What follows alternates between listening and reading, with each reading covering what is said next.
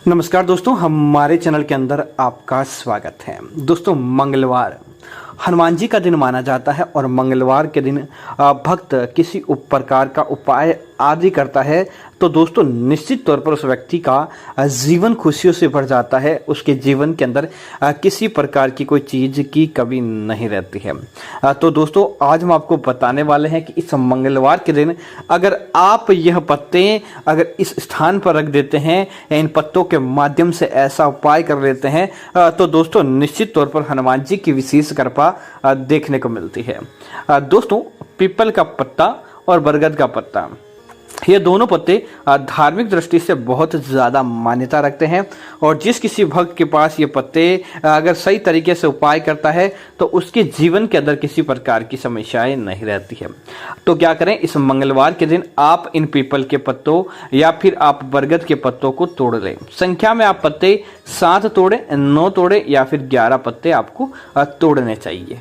उसके बाद क्या करें, प्रत्येक पत्ते पर आपको श्री राम का नाम लिख लेना है। आपको इस बात का ध्यान रखिए, आप लाल सिंदूर की सहायता से या कुमकुम की सहायता से आपको नहीं लिखना है। हनुमान जी को अगर आपको पत्ता चढ़ाना है तो आप चंदन की सहायता से ही आपको नाम लिखना चाहिए या फिर आपको पीले हल्दी की सहायता से भी आप लिख सकते हैं, लेकिन आपको लाल सिंदूर या लाल कुमकुम की सहायता से नहीं लिखना है। अब दोस्तों, जिस प्रकार आपने 11 या 9 पत्ते लिए तो 4 इधर या 4 इधर या 5 इधर या 5 इधर के पत्तों पर तो श्री राम लिखना है, लेकिन जो सबसे मुख्य बीच का जो पत्ता आएगा उस पत्ते के ऊपर आपको, उस पत्ते के पीछे की तरफ आपको एक लाल कलर का आप पेन ले लें और लाल रंग के पेन की सहायता से उस पत्ते के पीछे की तरफ आपको आपकी मनोवांछित इच्छा लिख लेनी है। जो आपकी किसी प्रकार की परेशानी है या हनुमान जी से आप किसी भी प्रकार की मदद चाहते हैं तो उसको आपको लाल पेन की सहायता से लिख लेना है।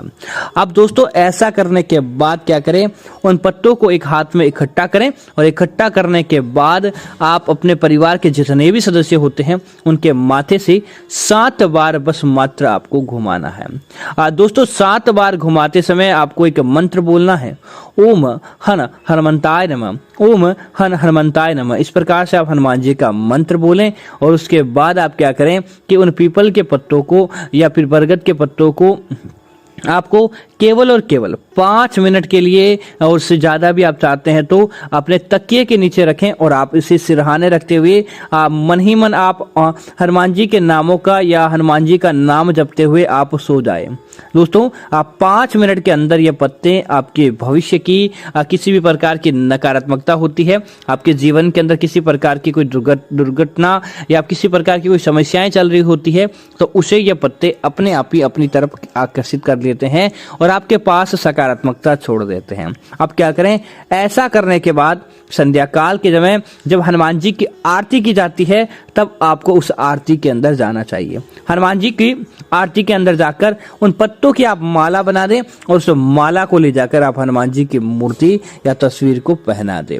और दोस्तों, बस मात्र इतना मंगलवार के दिन कर लेंगे यह 7 पत्तों का उपाय और दोस्तों समझ लीजिए कि आपके वारे न्यारे हो जाते हैं, आपको आपके पितरों का आशीर्वाद मिलता है और हनुमान जी की विशेष कृपा देखने को मिलती है। लेकिन दोस्तों, आपको इस बात का ध्यान रखना है कि अगर आप यह उपाय अपना फायदा चाहने के लिए करवाते हैं तो किसी प्रकार की कोई दिक्कत नहीं है। आप अपनी किस्मत को चमकाना चाहते हैं, परिवार के झगड़े आदि समाप्त करना चाहते हैं या भूत पिशाच का कोई आपको डर है तो उसे समाप्त करना चाहते हैं तो किसी प्रकार की समस्याएं नहीं है।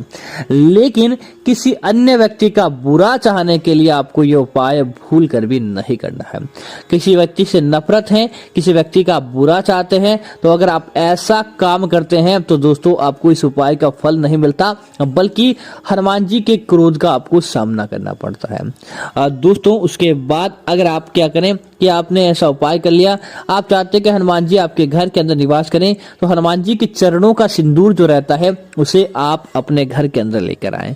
उसके बाद परिवार के जितने भी सदस्य हैं सभी सदस्यों के माथे पर सिंदूर का तिलक लगाएं और आपके घर के अंदर छोटे बच्चे हैं या कोई आपके घर के अंदर बीमार है तो उसके माथे पर भी आप तिलक लगाएं। ऐसा करने से उस व्यक्ति के अंदर एक दिव्य शक्ति आ जाती है जो उसे कभी भी बीमार नहीं पटकती है या किस्मत के अंदर किसी प्रकार की उठा पटक चल रही है तो उसको भी शांत करने का काम करती है। तो उम्मीद है जानकारी आपको अच्छी लगी होगी। ऐसी अन्य जानकारियां देखने के लिए कृपया आप हमारे चैनल को सब्सक्राइब करना ना भूलें। धन्यवाद मित्रों। जय श्री राम मित्रों।